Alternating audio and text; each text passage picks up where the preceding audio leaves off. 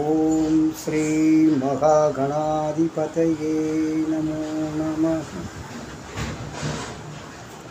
அன்பார்ந்த நேயர்களே, ஸ்ரீ விஸ்வபிரம்மம் அனுக்கிரக ஜோதிடம் என்ற ஜோதிட அலுவலகத்திலிருந்து அனுபவ ஜோதிடர் நடராஜாச்சாரி ஆகிய அடியேன் பல ஜோதிட கருத்துக்களையும் ஆன்மீக சிந்தனைகளையும் என் அறிவுக்கு எட்டியவற்றை அவ்வப்போது அளித்து வந்த நிலையில் அதற்கு நல்லதொரு ஆதரவையும் எனக்கு ஊக்கத்தையும் அளித்த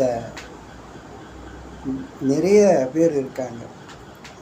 ரொம்ப அந்த என்னுடைய இந்த ஜாதக குறிப்புகளும் கருத்துக்களுக்கு நல்லதொரு ஆதரவை அளித்து வருகிறார்கள்.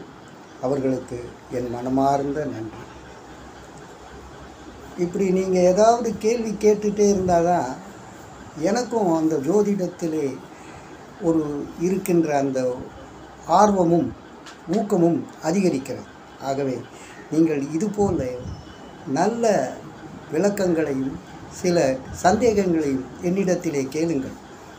எனக்கு என் அறிவுக்கு எட்டியவற்றை நான் ஜோதிடம் கற்றுக்கொண்ட விதத்தில் இருந்து இன்று வரை என்ன விவரங்களையெல்லாம் நான் அந்த ஜோதிட கருத்துக்களை என்னுள்ள அடக்கி வைத்திருக்கிறேனோ அதை நான் நிச்சயமாக உங்களோடு பகிர்ந்து கொள்ள ஆசைப்படுவேன்.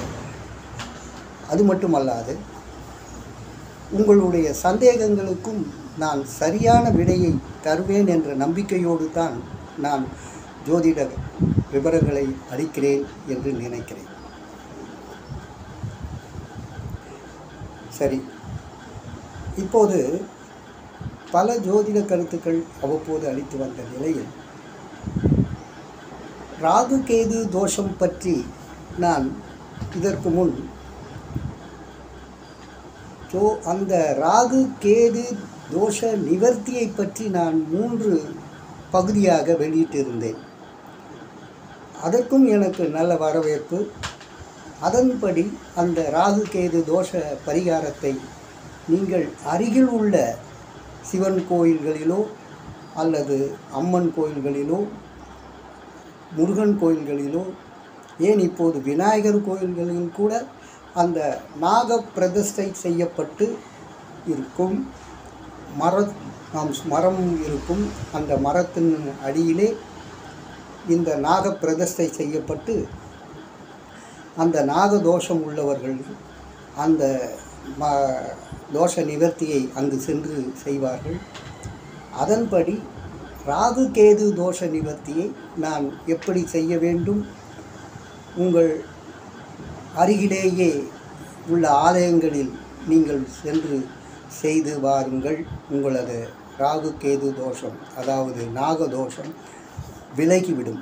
அப்படி செய்து விலகி 30 வயதை கடந்தவர்கள் கூட இப்போது திருமணம் நடைபெற்று வருகிறது. இது என்னுடைய அனுபவ உண்மை. ஆகவே இந்த உங்களது ஜாதகத்தை எடுத்து பாருங்கள். அதிலே லக்னத்திலோ அல்லது ராசியிலோ ராகு இருந்தால் 7ஆம் இடத்திலே கேது இருப்பார், அல்லது லக்னத்திலோ ராசியிலோ கேது இருந்தால் 7ஆம் இடத்திலே ராகு இருப்பார். இது ராகு கேது தோஷம். அதன்படி லக்னத்துக்கு 2ஆம் இடத்திலோ ராகு இருந்தால் 8ஆம் இடத்திலே கேது இருப்பார். அல்லது ராசியிலும் 2ஆம் இடத்திலே ராகு இருந்தால் 8ஆம் இடத்திலே ராசிக்கு 8ஆம் இடத்திலே கேது இருப்பார். அல்லது 2ஆம் இடத்திலே கேது இருந்தால் 8ஆம் இடத்திலே ராகு இருப்பார். இந்த ராகு கேது தோஷம் 12 ராசிகளுக்கும் உண்டு. அது வெவ்வேறு வகையான பெயர்கள் அழைக்கப்படும். ஆனால் இந்த திருமண பொருத்தம் என்ற அளவில் பார்க்கும் பொழுது லக்னம் 2ஆம் இடம், 7ஆம் இடம், 8ஆம் இடம், இதுதான் முக்கிய பங்கு. இந்த முக்கிய பங்கில் ராகு கேதுனுடைய தொடர்பு சம்பந்தம் பெற்றால் இருந்தால் கண்டிப்பாக அவர்களுக்கு அந்த ராகு கேது தோஷம், அதாவது நாகதோஷம் என்ற பெயரிலும் அழைக்கப்படுவது, இவற்றை நீங்கள் அதற்குண்டான பரிகாரத்தை நீங்கள் செய்து அதிலிருந்து விடுபடுங்கள். பரிகாரம் என்பது எப்படி? எப்போதுமே ஒரு விதிப்படிதான் எல்லாம் நடக்கிறது. அந்த விதியை மாற்றுவதற்கு யாராலும் முடியாது. நீங்கள் மனிதனாக பிறந்தது, நானும் மனிதனாக பிறந்தேன் என்றால் அது விதியின் பயன்தான். அது எல்லோருக்கும் தெரியும். ஆனால் அந்த விதியின் பயன் சில நேரங்களில் தோஷமாக மாறி நம்மை தாக்கும் இல்லையா? யோகங்களையும் நம்மை தாக்குகிறது, தோஷங்களும் நம்மை தாக்குகிறது. அப்படி தாக்குகின்ற பொழுது, யோகங்களை நம்மை தாக்கும் பொழுது நாம் மிகவும் உயர்வடைவோம், நன்மை பெறுவோம், நலம் பெறுவோம், நன்றாக வாழ்வோம். ஆனால் தோஷங்கள் நம்மை தாக்குகின்ற பொழுது நாம் மிகவும் கஷ்டப்படுவோம், கடினப்படுவோம், ரொம்ப பேஜாராக இருக்குப்பா அப்படின்னு சலர்ந்து மனம் மிகவும் வேதனைக்கு ஆளாகி விடுவோம். அப்படி கஷ்டங்களும் வேதனைகளுக்கு இந்த தோஷங்கள் நம்மை தாக்கின்ற பொழுது ஜோதிடத்திலே சில பரிகாரங்களையும் சொல்லியிருக்கிறார்கள். ஒவ்வொரு தோஷத்திற்கும் ஒவ்வொரு பரிகாரங்கள் உண்டு. இப்போது ராகு கேது தோஷத்திற்கும் ஒரு பரிகாரம் உண்டு. எல்லோரும் என்ன சொல்வார்கள் என்றால், ராகு கேது தோஷமா, காளஹஸ்தி சென்று அங்கே ருத்ராபிஷேகம் செய்து கொள்ளுங்கள், இல்லை என்றால் அங்கே தோஷ நிவர்த்திக்காக எல்லோரும் ஒரு பெரிய ஹாலில் உட்கார வச்சு மந்திரங்கள் ஓதை அந்த நாகங்களை கொடுத்து அதற்கு ஏதேனும் ஒரு கட்டணம் இருக்கும், அந்த கட்டணத்தை செலுத்தி அங்கே அமர்ந்து உங்களது தோஷ நிவர்த்தியை செய்து கொள்ளலாம் என்று எல்லோரும் எல்லா ஜோதிடர்களும் சொல்லுவது. ஆனால் நான் அப்படி சொல்வதில்லை. நீங்கள் காளஹஸ்தி சென்று வர வேண்டும் என்று நான் சொல்வதே இல்லை. நான் சொல்வது, உங்கள் அருகில் உள்ள சிவன் கோயில்களிலோ அல்லது அம்மன் கோயில்களிலோ எந்த ஒரு கோவிலாக இருந்தாலும் அங்கே நாகம் பிரதிஷ்டை செய்யப்பட்ட கோவிலா என்பதை மட்டும் நீங்கள் தேர்வு செய்து கொள்ளுங்கள். மரத்திற்கு அந்த அந்த மரத்தின் கீழே, மரத்தடியிலே நாகங்கள் பிரதிஷ்டை செய்து இருக்கப்படும். அந்த நாகத்திலே பிரதிஷ்டை பெற்ற அந்த சிற்ப சிலைகளில் 2 நாகமும் ஒன்றோடு ஒன்று இப்படி பார்த்து கொண்டு இப்படி வந்து இப்படி காலை தொங்க போட்டு வால் இப்படி இருக்கும், 8 போல தெரியும். அந்த 2 நாகங்கள் உள்ள ஒரு கற்சிலைக்கு மட்டும் நீங்கள் அபிஷேகம் செய்து அன்று முழுவதும் நீங்கள் வெறும் தண்ணி தான் குடிக்கணும். காஃபியோ டீயோ பாலோ ஜூஸோ பழமோ எதுவுமே சாப்பிடாமல் ஒட்டுக்க அன்னைக்கு வெறும் தண்ணீரை மட்டும் குடிக்க வேண்டும். அதுதான் ஆகாரம், வேறு எதையும் சாப்பிடக்கூடாது. அப்படி விரதம் இருக்க வேண்டும் என்றுதான் நான் நாக தோஷத்திற்கு, அதாவது ராகு கேது தோஷத்திற்கு இந்த பரிகாரம் சொல்கிறேன். அதன்படி இந்த பரிகாரம் நல்ல பலனை தருகிறது, தந்து கொண்டிருக்கிறது. தந்து பல பேர் திருமண தடையிலிருந்து விலகி திருமணம் செய்து வாழ்கிறார்கள். இது என்னுடைய அனுபவம். இதனுடைய ராகு கேது தோஷ பரிகாரம் எப்படி என்று ஏற்கனவே நான் வெளியிட்டு இருக்கிறேன். அந்த பதிவுகளிலே நீங்கள் சென்றீர்கள் என்றால் உங்களுக்கு ஜாதகத்திலே ராகு கேது தோஷம் இருக்கும் என்றால் அந்த பதிவுப்படி நீங்கள் உங்கள் அருகில் உள்ள கோவில்களில் சென்று அந்த பரிகாரத்தை உடனடியாக, இதற்கு எந்த கால தாமதமும் தேவையில்லை, எந்த நல்ல நாளும் பார்க்க தேவையில்லை.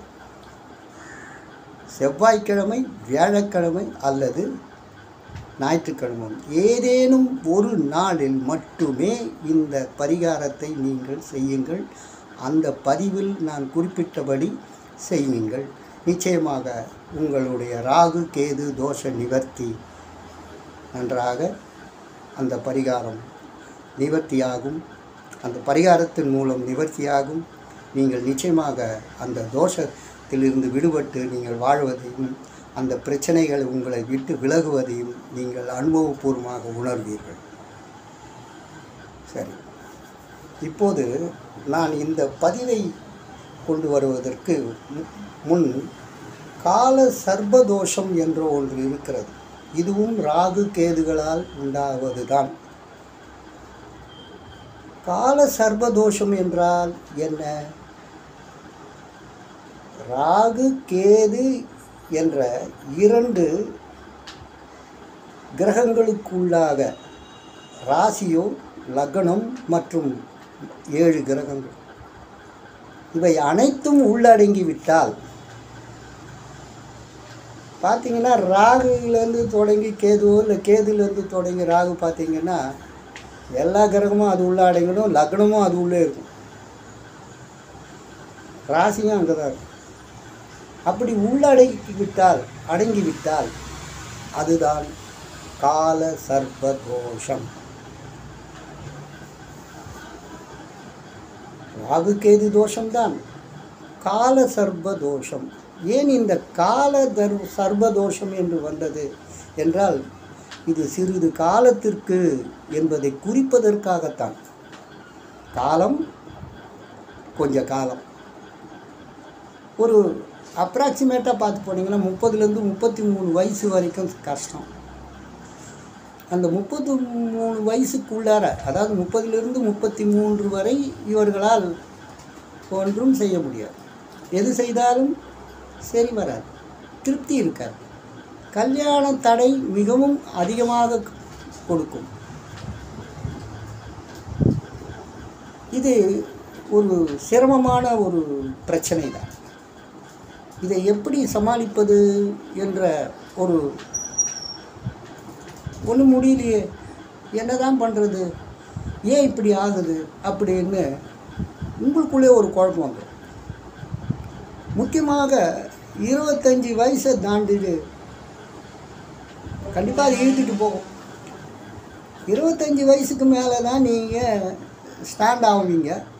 அப்போ உங்களுக்கு கல்யாண யோகம் வருமா அப்படின்னு பார்த்தா, கல்யாண யோகம் வந்தாலும் இந்த கால சர்பதோஷம் உங்களுக்கு வழிகாட்டாது.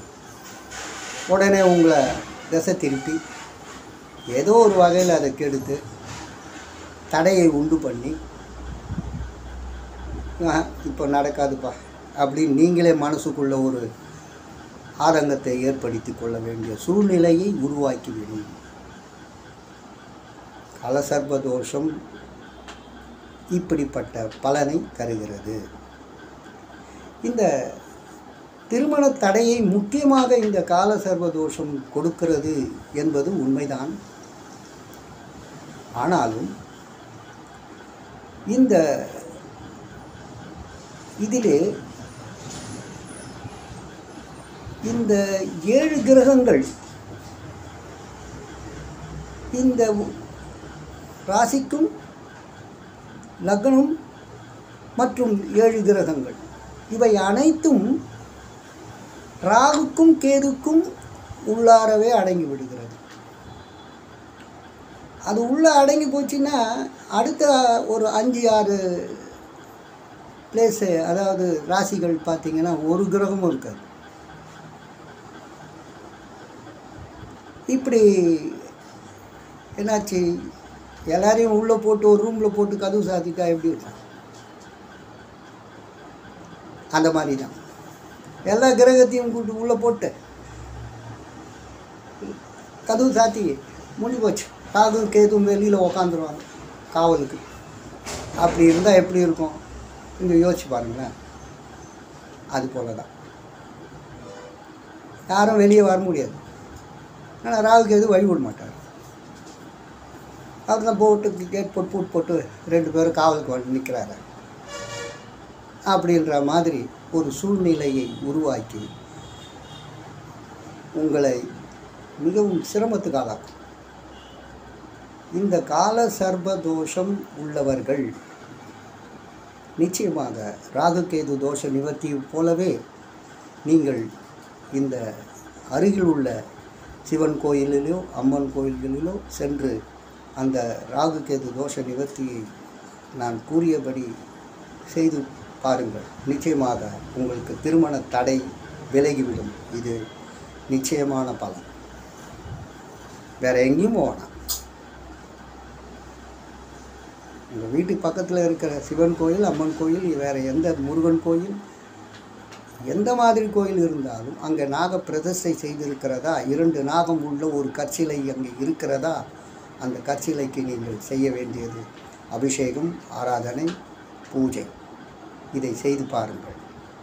நிச்சயமாக உங்களுக்கு இந்த ராகுகேது தோஷ நிவர்த்தி 30லிருந்து 33 வரை நீங்கள் வெயிட் பண்ண வேண்டியதே இல்லை. உடனடியாக அது வழிகாட்டிடும். இல்லைன்னா உங்களை கஷ்டப்படுத்தி இழுத்துக்கிட்டே போகும். அப்புறம் 33 வயசுக்கு மேலே நீங்கள் திருமணம் செய்து கொள்ள முயற்சிக்கும் போது அதில் ஒரு 2-3 வருஷம் இழுத்தும் போது நல்ல வரன் கிடைக்கணும். அப்போ வயசாயிடுச்சுல்ல. அதற்காக திருமணம் செய்து கொள்ள ஜாதக பொருத்தங்களை பார்க்கின்ற பொழுது நிச்சயமாக ராகு கேது தோஷம் எப்படி இருக்கிறதோ அதுபோல கால சர்ப தோஷமும் இருக்கிறதா என்று நீங்கள் அந்த ஜோதிடரை விவரமாக கேளுங்கள். சில ஜோதிடர்கள் இதை பற்றி சரியாக குறிப்புகளை அவர்கள் எப்படி எடுத்தார்களா இல்லை அதை பற்றியே தெரியாதா என்பது போல எந்த தோஷமும் இல்லை, எந்த தோஷமும் இல்லை, எந்த தோஷமும் இல்லை, 7ஆம் இடம் 8ஆம் இடம் எந்த கிரகமும் இல்லை, சுத்த ஜாதகம். எப்படி 7 கூடையவனும் ராகு கேதுக்குள்ளே மாட்டிக்கிட்டான், 8 கூடையவனும் ராகு கேதுக்குள்ளே மாட்டிக்கிட்டான். மாட்டிக்கிட்ட பிற்பாடு 7ல் ஒரு கிரகமும் இல்லை, 8ல் ஒரு கிரகமும் இல்லை, இந்த சுத்த ஜாதகம்னு சொல்லிட்டு அப்படியே ஹாயாக உக்காந்துட முடியுமா? முடியாது. அப்படி லக்னத்துக்கு 7 கூடையவரோ அல்லது ராசிக்கு 7 கூடையவரோ ராகு கேது பிடியில் இருக்கிறாருன்றது ஏன் உணர மாட்டார்கள்? ஒரு 7ஆம் இடத்திலோ 8ஆம் இடத்திலேயோ கிரகம் இல்லை என்றால் அது சுத்த ஜாதகம் என்று எடுத்துக்கொள்ள முடியாது. அந்த 7 கூடையவர் 6, 8, 12 மறைந்திருப்பாரையானால் அது எப்படி சுத்த ஜாதகம்? 8 கூடையவர் 6, 8, 12 மறைந்தால் பரவாயில்லை, அது விபரீத ராஜயோகம். ஆனால் 8ஆம் இடம் ஒருவருக்கு ஆயுள் ஸ்தானம், மாங்கல்ய ஸ்தானம். ஆக இந்த அதிபதிகள் 7ஆம் அதிபதியும் 8ஆம் அதிபதியும் ராகு கேதுக்குள் அமர்ந்து அவர்களை ஒன்றும் செய்ய முடியாத அளவுக்கு இவர்களை தடுக்கிறார்கள் என்றால் அது எப்படி சுத்த ஜாதகமாக எடுத்துக்கொள்ள முடியும்? நீங்கள் கொஞ்சம் யோசித்து பாருங்கள். ஒரு சரியான கணக்கு தான் இதெல்லாம், ஒரு ஜென்ரலான விஷயந்தான். ராகு கேதுக்குள் மற்ற எல்லா கிரகங்களும் லக்னமும் ராசியும் அதற்குள்ளாகவே அடங்கிவிட்டது என்றால் என்ன அர்த்தம்? எல்லா பக்கமும் மூடியாச்சுன்னு அர்த்தம். உன்னால் ஒன்றும் பண்ண முடியாது, பண்ணக்கூடாது நீ அப்படின்னு போட்டு லாக் பண்ணிட்டாங்க. அப்போது 7ஆம் இடத்துல ஒன்றும் இல்லை, 8ஆம் இடத்துல ஒன்றும் இல்லை, ஆகையால் இது சுத்த ஜாதகம், சூப்பர் ஜாதகம் என்று நம் உடனே அதை ஒரு ஒரு பெரிய என்ன பெருமையாக சொல்லிக்கொள்ள ஒன்றுமே இல்லை. 7 கூடையவரும் 8 கூடையவரும் எங்கேங்கிறாரு? ராகு கேதுக்குள்ளே மாட்டிக்கிட்டு இருக்காரு. இது ஏன் தெரியல? காலசர்ப்ப தோஷம் என்றால் இப்படித்தான். ராகு கேதுக்குள் அத்தனை கிரகங்களும் அடக்கம், லக்னமும் அடக்கம். ஆக இந்த ராகு கேது தோஷத்திற்கும் நீங்கள் காலசர்ப்ப தோஷத்திற்கும் ஒரே பலன்தான். இதே போல் பண்ணுங்க. அந்த ராகு கேது தோஷத்தினுடைய பதிவு நான் 3 பகுதிகளாக வெளியிட்டு இருக்கிறேன்.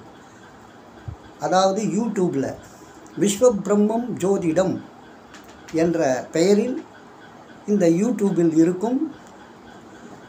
அந்த ராகு கேதுகளுடைய பெயர்ச்சி, ராகு கேதுகளுடைய பரிகாரம், பெயர்ச்சி அல்ல பரிகாரம், தோஷ பரிகாரம் எப்படி என்பதை அதிலே விவரமாக குறிப்பிட்டு இருக்கிறேன். அதன்படி நீங்கள் அந்த தோஷத்தை நிவர்த்தி செய்து கொள்ளுங்கள்.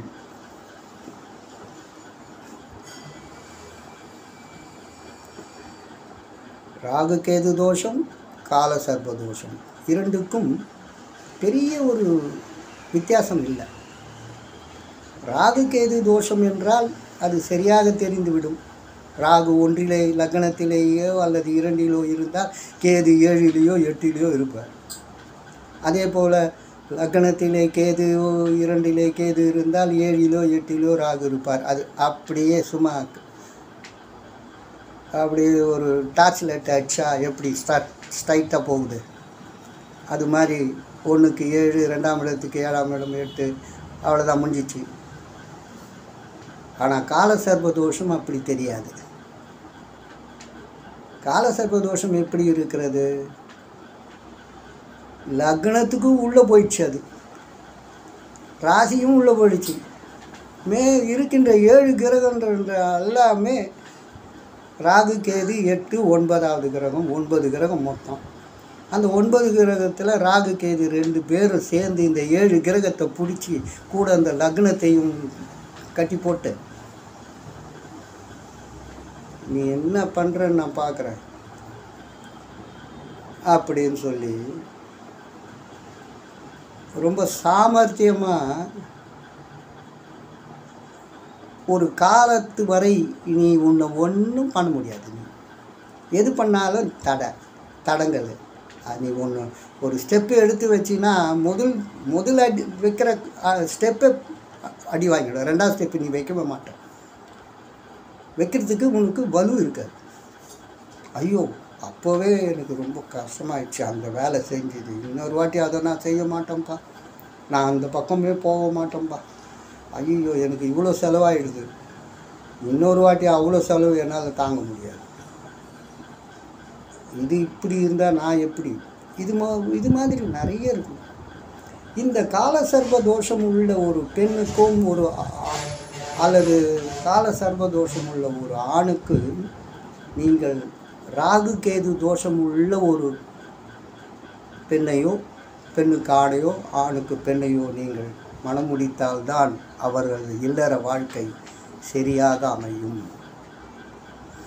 இல்லை என்றால் பிரச்சனை தான். அங்கேயும் இவர் இந்த காலசர்ப்ப தோஷம் வேலை காட்ட ஆரம்பிச்சோம். நீங்கள் என்ன பண்ணுவீங்க, ஜாதக பொருத்தம் பார்க்குறதுக்கு ஒரு ஜோதிடர்கிட்ட போனீங்கன்னா அவர் 10 பொருத்தம் அல்லது 12 பொருத்தம் இல்லை 11 பொருத்தம் நீங்கள் அந்த கணக்கு ஃபஸ்ட்டு பார்ப்பார். அதுதான் கரெக்டு. எப்படின்னா இப்போ நமக்கு ஒரு கணக்கு போடணும், ஒரு கழித்தலோ கூட்டலோ வகுத்தலோ பெருக்கலோன்னு போடணுன்னா முதல்ல நமக்கு என்ன தெரியணும், வாய்ப்பாடு தெரியணும். ஒரு பெருக்கல் கணக்கு போடணுன்னா வாய்ப்பாடு தெரியணும். எது செய்தாலும் ஒரு கணக்குன்னா வாய்ப்பாடு நமக்கு வேணும். அதுபோல தான் நட்சத்திர பொருத்தம். உன்னுடைய ஜனன நட்சத்திரம், ஜென்ம நட்சத்திரம் எதுவோ அந்த நட்சத்திரத்துக்கு எந்த நட்சத்திரம் பொருந்தது, அது எத்தனை பொருத்தம், இதுதான் வாய்ப்பாடு கணக்கு. இந்த கணக்கு இத்தனை பொருத்தம்னு வந்துருச்சா, ஓகே. அடுத்த ஸ்டெப்பு ஜாதகத்துக்கு உள்ள நுழையணும், ஜாதகத்தை வச்சு பார்க்கணும். முதலில் ஜாதகத்திலே என்ன பார்ப்பீர்கள்? தோஷம் இருக்கிறதா? தோஷம் இருக்கிறது என்றால் அதுக்கு தோஷம் உள்ள பையன் இருக்கானான்னு தேடுவீங்க. இப்படி இருந்தால் தோஷம் இல்லை, அப்படி இருந்தால் தோஷம் இல்லை, அது வேறு பாயிண்ட்டு, அது வேறு ஒரு விஷயம். இப்போது கடக ராசி, சிம்ம ராசிக்கு யோகக்காரகன் செவ்வாய், அவன் எங்கே இருந்தாலும் தோஷம் இல்லை. ஏன்னா அவன் கடகக்காரன் சிம்மக்காரங்க அப்படின்னு சொல்லி செவ்வாய் தோஷம் இல்லைன்னுவாங்க. ஆனால் நீங்கள் செவ்வாய் தோஷம் இல்லாத இருக்கிற பையனுக்கு இந்த மாதிரி செவ்வாய் தோஷம் இல்லைன்னு சொல்லி கட்டி வச்சு பாருங்களேன். அந்த செவ்வாய் மகாதசை யாருக்காவது ஒருத்தருக்கு வரும்போது தெரியும் அது என்ன கஷ்டம், எப்படி அவங்க அவசப்படுவாங்க. அதுபோல் தான் இதுவும். இந்த கால சர்ப்ப தோஷம், ராகு கேது தோஷம் இருந்தால் நிச்சயமாக நீங்கள் ராகு கேது தோஷம் உள்ள ஒரு பெண்ணை ஒரு ஆணுக்கு திருமணம் செய்யுங்கள். ஆணுக்கு இருந்தால் அதே போல் பெண்ணுக்கு இருக்க வேண்டும் என்ற அளவிலே நீங்கள் அடுத்த இடத்துக்கு நகருங்கள். ஒரு ஜோசியர் சொல்லிட்டாருப்பா, எந்த தோஷமும் இல்லை, 7ஆம் இடம் 8ஆம் இடம் வேறு சுத்தமாக இருக்குது, ஒன்றுமே இல்லை, அங்கே காலியாக தெரியுது. அதனால் இதெல்லாம் நான் பார்க்க வேண்டிய அவசியம் இல்லை. நீங்கள் ஒன்று அந்த மாதிரி ஒரு பையனுக்கோ இல்லை அந்த மாதிரி இருக்க ஒரு பொண்ணுக்கோ நீங்கள் தோஷம் இல்லைன்னு சொல்லிவிட்டு நீங்கள் திருமணம் பண்ணி வச்சு பாருங்கள். நீங்கள் அனுபவிக்க போகிற கஷ்டங்கள் நீங்கள் அனுபவிக்கிறீங்களோ இல்லையோ அவங்க அனுபவிச்சுருக்காங்க. ராகு தசையோ கேது தசையோ வந்தது, அது எனக்கு பரிகாரம்லாம் எதுவும் பண்ணாமல் நான் தோஷம் உள்ள என்னை கொண்டு போய் இங்கே தோஷம் இல்லாதவனுக்கு ஒன்று கொடுத்தவங்களா அவங்க கூட வாழணுமா நான், இல்லை அந்த பெண் கூட நான் வாழணுமான்னு பையனும் முட்டிப்பான். அப்படி இல்லைன்னு வச்சுக்கோங்க, பெரியவங்களால் பிரச்சனைகள் அவங்க 2 பேருக்கு வந்துடும். அதனாலேயே அவங்க 2 பேருக்குள்ள தகராறு வந்துடும். இது ரொம்ப டேஞ்சரான விஷயங்க. வாழ்க்கையில் விளையாடக்கூடாது. நம்ம ஒரு பெண்ணுக்கும் ஒரு பையனுக்கும் நாம் திருமணம் செய்து வைக்கிறோம் என்றால் அவர்கள் நிம்மதியாக அழகாக நம் கண்முன்னே அவர்கள் வளர்ந்து வாழ்ந்து நமக்கு நல்லதொரு வழியிலே அவர்களுக்கு நல்ல ஒரு மனம் வாழ்க்கையை அமைத்து கொடுத்தோம் என்ற திருப்தியும் உங்களுக்கு வர வேண்டும் அல்லவா? அதுதானே பெற்றோரினுடைய கடமை. அப்படி ஒரு நிலை, அந்த திருப்தி பெற்றோருக்கு கிடைக்க வேண்டும் என்றால் உங்களது பையனுக்கோ இல்லை அல்லது பெண்ணுக்கோ இந்த ராகு கேது தோஷம் அல்லது கால சர்ப்ப தோஷம் இருந்தால் அதுபோல இருக்கின்றவர்களை பொருத்தம் பார்த்து மணமுடியுங்கள். மன வாழ்க்கை அருமையாக இருக்கும். இல்லறம் நலரம் தான். எந்த பிரச்சனை எது வந்தாலும் அழகாக சமாளிச்சுட்டு போயிடுவாங்க.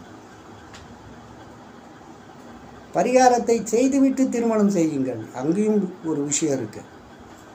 பரிகாரம் பண்ணாமல் திருமணம் பண்ணாதீங்க. அது ஒரு முக்கியமான விஷயம். ராகு கேது தோஷம் இருந்தால் ராகு கேது தோஷத்துக்கு பரிகாரம், கால சர்ப்ப தோஷமும் அதே தான், ராகு கேது தோஷ பரிகாரமே தான். அதை கண்டிப்பாக செய்துவிட்டு தான் நீங்கள் ஜாதகத்தையே பார்க்க வேண்டும், பொருத்தம் பார்க்க வேண்டும். அது ஒன்று. அப்படி இருவருக்கும் அந்த தோஷம் இருக்கின்ற பட்சத்திலே நீங்கள் அந்த பொருத்தம் பார்த்து அவர்களுக்கு திருமணம் செய்து வைத்தால் ஃபர்ஸ்ட் கிளாஸ், நீங்களும் சந்தோஷமாக இருப்பீங்க. நல்ல இடத்துல திருமணம் செய்து கொடுத்தேன், என் பொண்ணு என் பையன், எந்த பிரச்சனையும் இல்லையா, அது உண்மையாக இருக்காங்க, சந்தோஷமாக வாழறதை நீங்கள் கண் குளிர பார்க்கணும். இதுதானங்க ஒரு பெற்றோருக்கு தேவை. பெற்றோருக்கு என்ன தேவை? ஏதோ ஒன்று கல்யாணம் பண்ணி கொடுத்தா அப்பாடா என் கடமை முடிஞ்சிச்சுப்பா, அது இல்லை.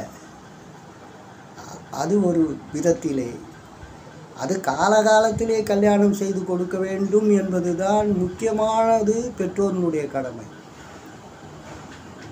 ஒரு பெற்றோர் இருந்தார், 32 வயது ஆகிறது ஒரு பெண்ணுக்கு, அவருடைய பெண்ணுக்கு. ஆனால் இன்று வரை அவர் மணமகனை பார்த்து ஒரு அந்த பெண்ணுக்கு திருமணம் செய்து முடிக்காமல் காலம் தாழ்த்தி கொண்டே வருகிறார். அவர் செய்கின்ற அந்த பாவத்துக்கு என்ன பரிகாரம், என்னதான் தண்டனை அவர் அனுபவிப்பாரோ தெரியாது. தான் பெற்ற பெண்ணுக்கு பாவத்தை தேடி தந்து கொண்டிருக்கிறார். இதுபோல பல பெற்றோர்கள் இருக்கிறார்கள். காலாகாலத்திலே திருமணம் செய்து அவர்களை வாழ வையுங்கள் ஐயா.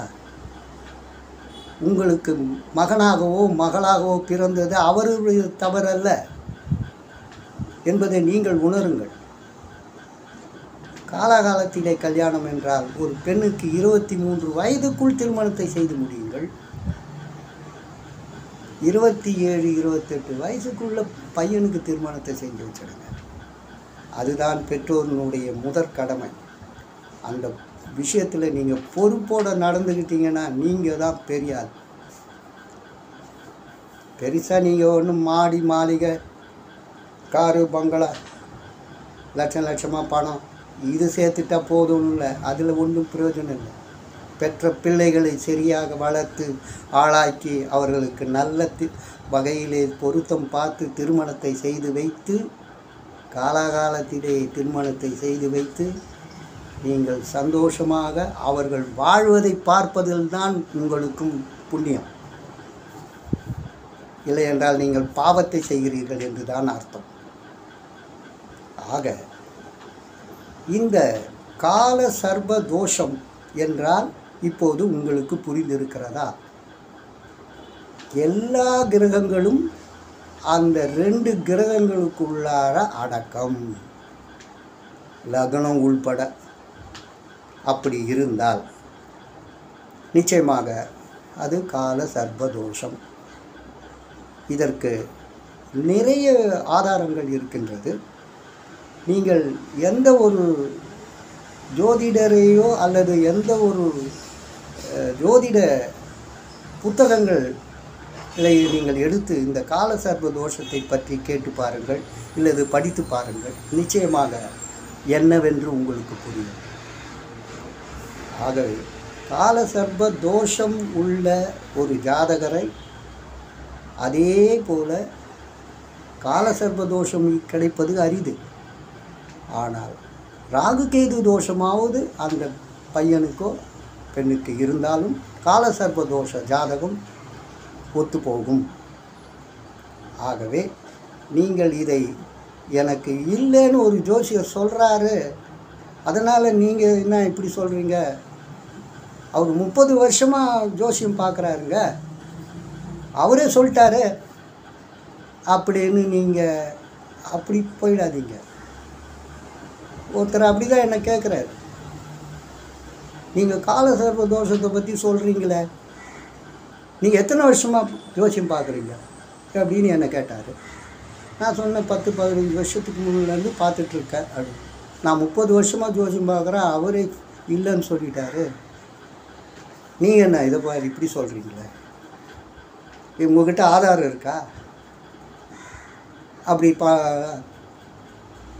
உங்களுக்கு கால சர்ப தோஷத்திலே நம்பிக்கை இல்லை என்றால் அந்த ஜோதிடர் சொல்வது தான் சரி, கால சர்ப தோஷம் இல்லை என்று அவர் சொல்லிவிட்டார். ஏனென்றால் அவர் 30 வருடமாக ஜோதிடம் பார்க்கிறார். அவர் ஒரு பதிவை எனக்கு அவரிடத்திலே சென்று அந்த பதிவையே எனக்கு அனுப்பி வைத்தார்.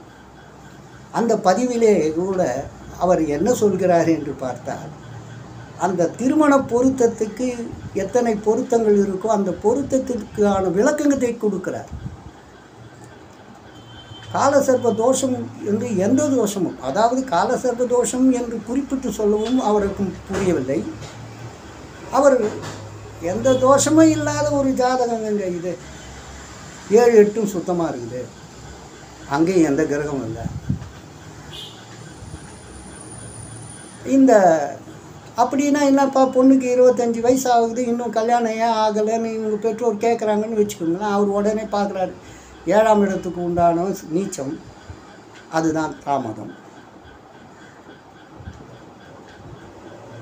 இப்படி ஆக ஒரு அவர் அதாவது எல்லா ஜோதிட புத்தகங்களிலும் சரி, எல்லா ஜோதிடர்களுக்கும் இதை பற்றி தெரியும். ஆனால் இவர் பார்த்த ஜோதிடர் 30 வருடங்களாக இதை பற்றி அவர் ஆராய்ச்சியே பண்ணலையா, அதை பற்றி அவர் தெரிஞ்சிக்கலையான்றது தான் எனக்கு பெரிய சந்தேகமாயிடுச்சு.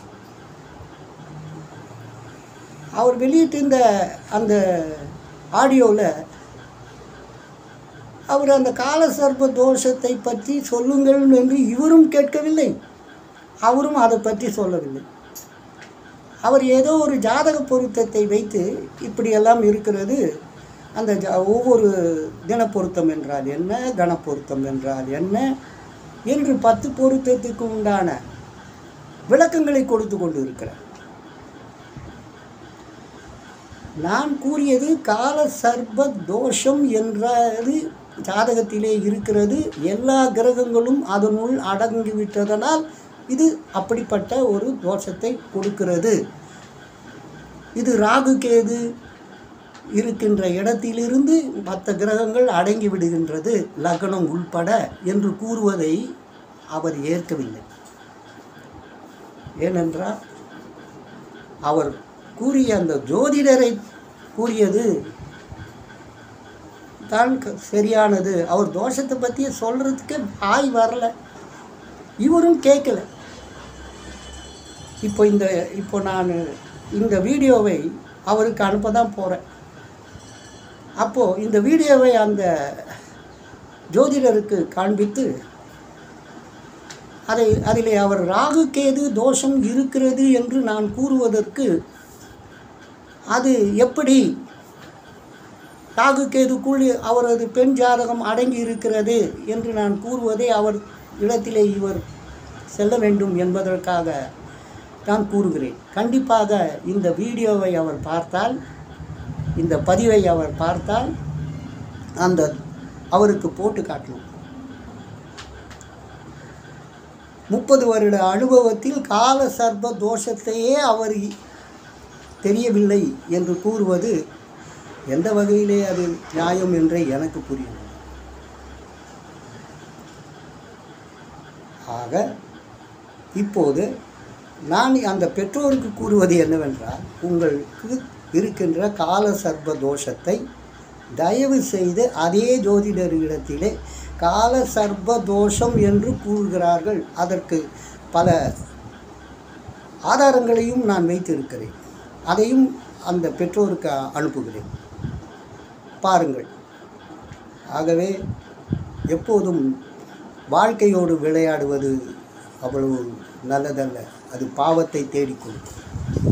நீங்கள் பெற்றோர்களாக இருந்தாலும் கூட அது முக்கியமானது. நான் தகப்பன் என்ற ஆணவம் உங்களுக்கு இருக்க வேண்டாம்.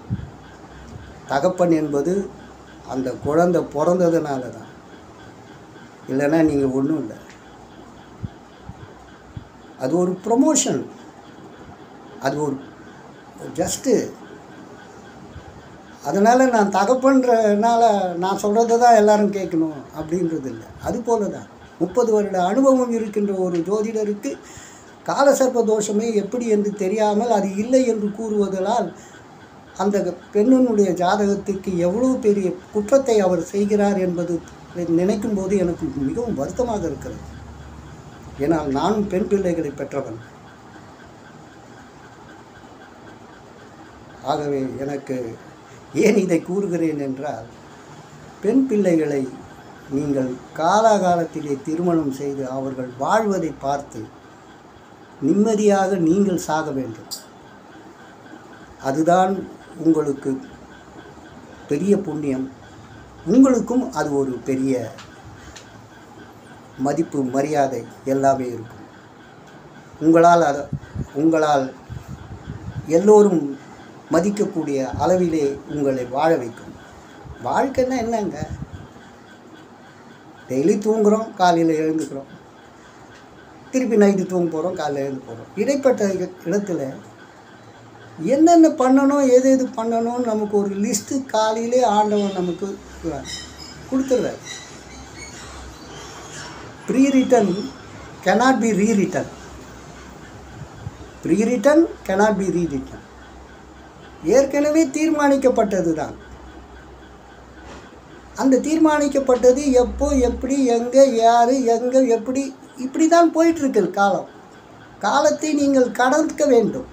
ஒவ்வொரு மனிதனும், நீங்களாக இருந்தாலும் சரி, நானாக இருந்தாலும் சரி, வாழ்க்கையை என்ற விஷயத்தில், அந்த பயணத்திலே நாம் காலத்தை கடந்து கொண்டு வருகிறோம்.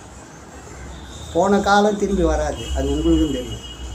ஆனால் இருக்கிற இன்றைக்கி கிடைச்ச இந்த நல்ல நேரம், நல்ல காலம் எப்படி, என்ன, யாருக்கு நம்மளால் கெடுதல் பண்ணாமல், நல்லது பண்ணலனாலும் பரவாயில்ல, கெடுதல் பண்ணாமல் இருக்கிறோமா, அப்படி வாழறோமா, அதுதான்.